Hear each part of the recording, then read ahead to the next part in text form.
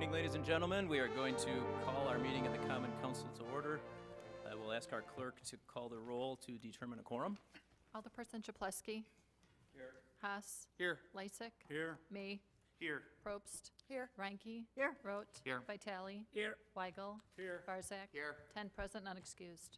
We have a quorum. Our pledge this evening will be led by Alderman Chaplewski. Pledge allegiance To the flag of the United States of America and to the republic for which it stands, one nation, under God, indivisible, with liberty and justice for all.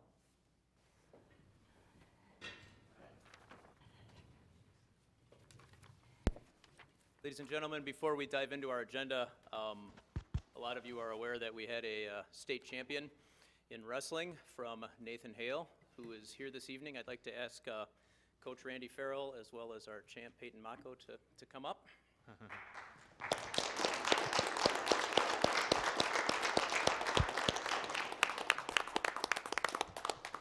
He promised he wouldn't take me down up here in front of the television audience, so I'm going to turn it over to the coach real quick to say a few words, and then we'll present him with the proclamation. Hello, everyone. My name is Randy Farrell, and I'm the head wrestling coach at West Dallas Nathan Hale High School, and I'm very honored and proud to be here today with our state wrestling champion, Peyton Mako, who is our second state champion from Nathan Hale in the history of Nathan Hale wrestling, the first one in 55 years for Nathan Hale.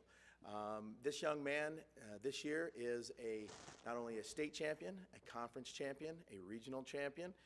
He now holds the 152-pound weight class record of all wrestlers from Nathan Hale. He also broke our individual takedown record this year with 221 takedowns this year. He also now holds the career record for technical falls, which is beating your opponent by over 8 points. And he now holds the career record for that, and he has yet again another season to wrestle for us here at Nathan Hale. And as of 6:40 this evening, Peyton Mako is the Greater Metro Conference Wrestler of the Year.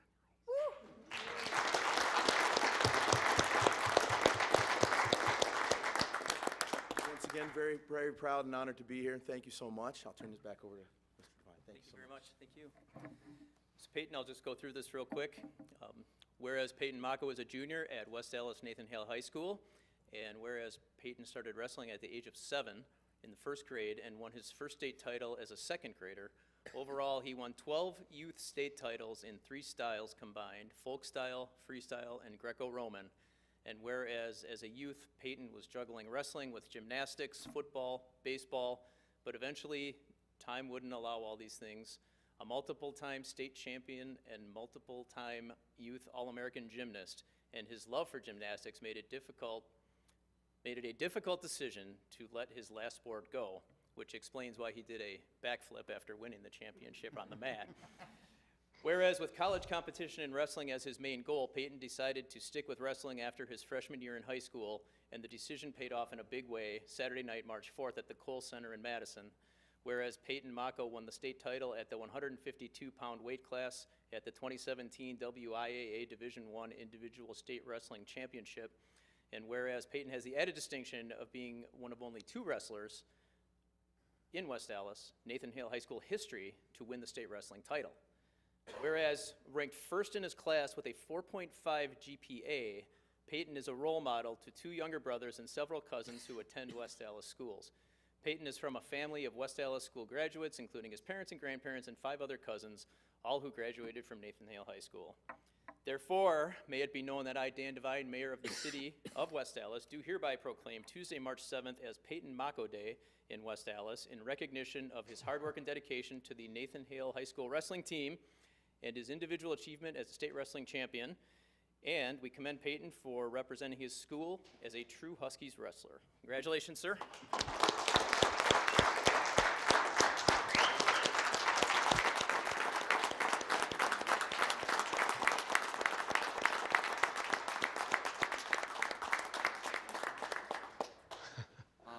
Thanks everybody for showing up and giving this to me. It actually means a lot, so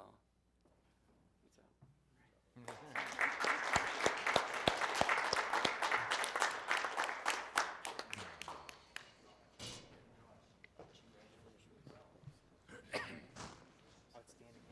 all our hands. Thank you. Outstanding, great job. Okay, thanks again. We will move to item D on the agendas, public hearings. We have one item this evening. I'll ask our clerk to read it. A hearing on the improvement of West Arthur Place from South 88th Street to South 92nd Street and portions of intersecting streets by minor asphalt resurfacing with miscellaneous walk, miscellaneous driveway repair, and utility adjustments. Mr. Daniels? Thank you, Mayor Devine.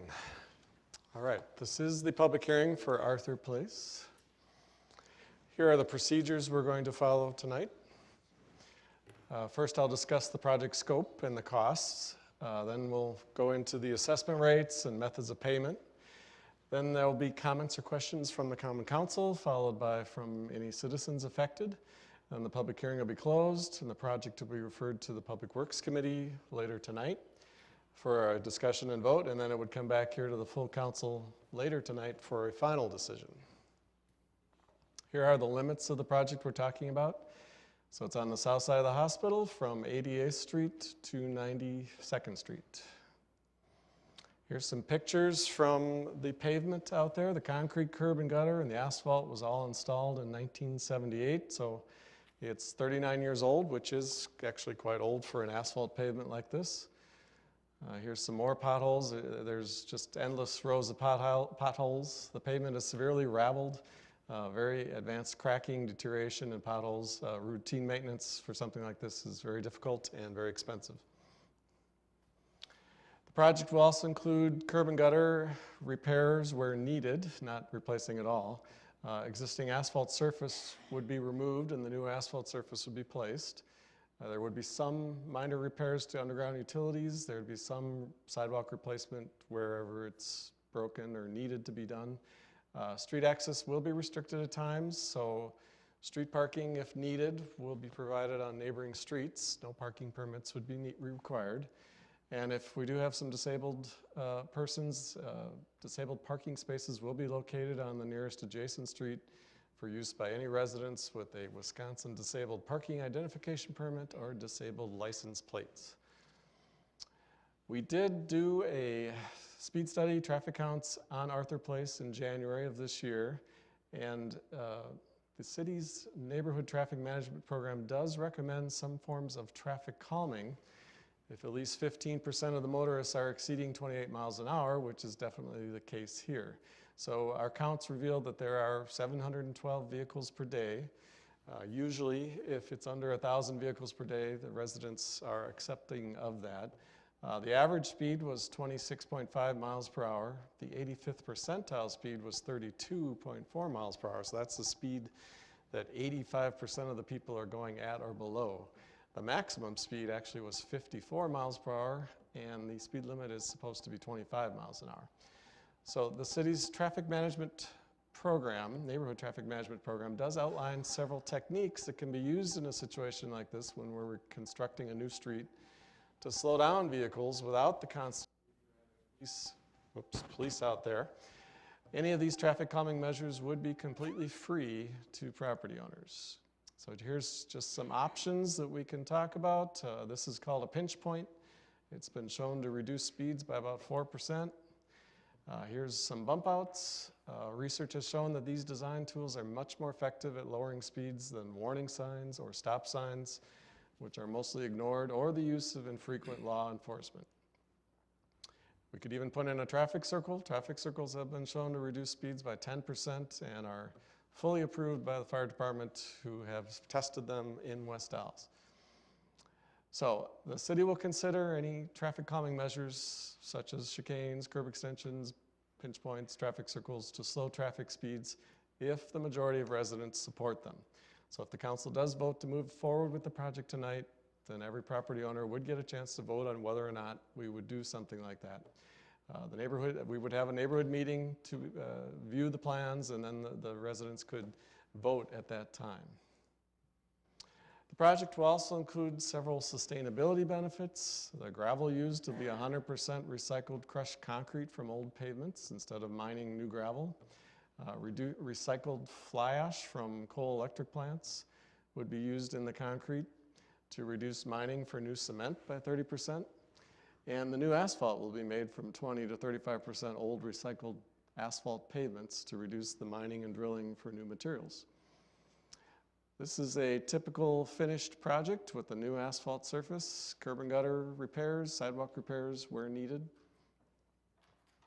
Here's the cost of the project. The pavement would be $186,000. Just a very small amount of sanitary sewer work, $4,700. A little bit of storm sewer work, $21,000. Very little bit of water main work for $5,900. So the total cost of the project is $217,000.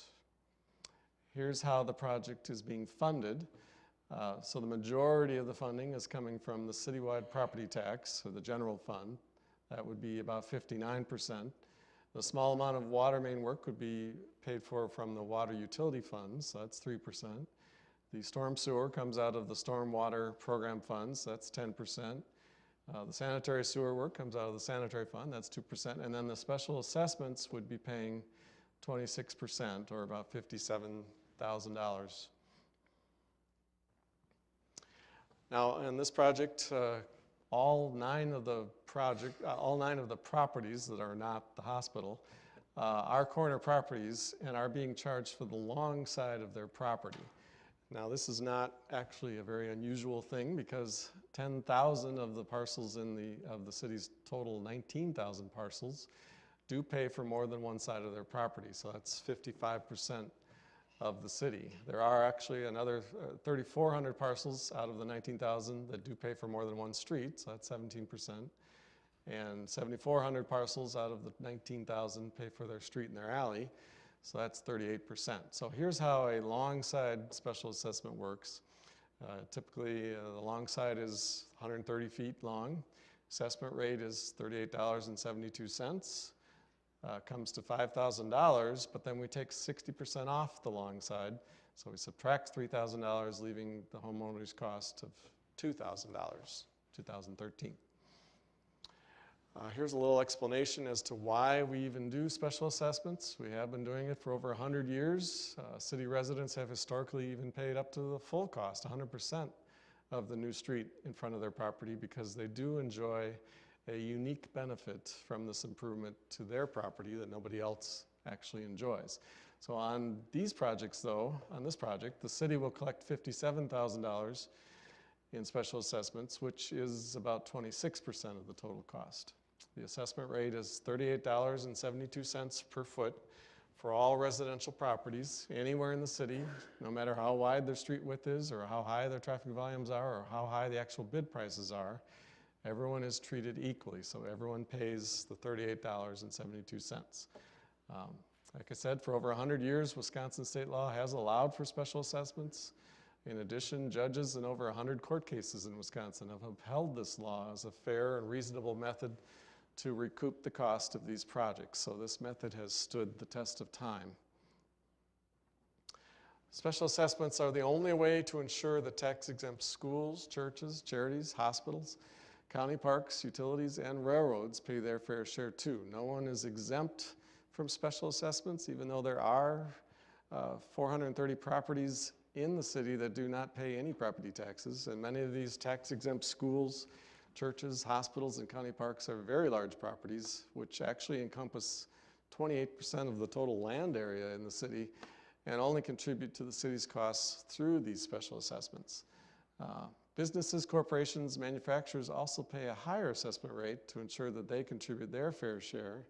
Their assessment rate is actually $48 to $58 per foot. And in this case, Aurora West Dallas Medical Center would be paying $39,578 in special assessments, even though they technically are also a tax-exempt property, but they do also pay the city an additional fee in lieu of taxes. So here, all the shaded properties here are the 430 tax-exempt parcels in the city that do total 1,600 acres, or 28% of the total 5,700 acres in the city. Special assessments are often the only funds that they pay to the city. And this map shows all the shaded, all the different colors actually are projects that we have done in the past 10 years. Different colors representing different years, but Everywhere that you see a color is a street or properties that have paid a special assessment. So you see, at least on the east side of the city, almost every property has paid a special assessment in the last 10 years.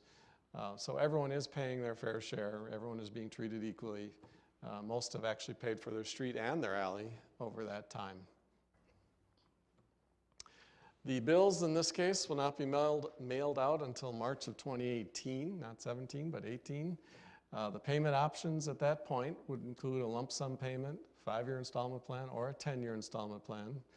And over a 10-year period, assuming a 4% interest rate, the special assessment would range from $282 in the first year, 2018, and up to $209 in the year 2027. As far as the interest rate, the city doesn't borrow the funds for this project, so the city is paying interest to these municipal bond holders over the next 10 years. So the city is merely passing along these interest charges to any residents that would choose the 5 or 10-year payment plan. The city does not make a profit off of the interest that we charge. And at this point, we'll have comments or questions from the council and citizens.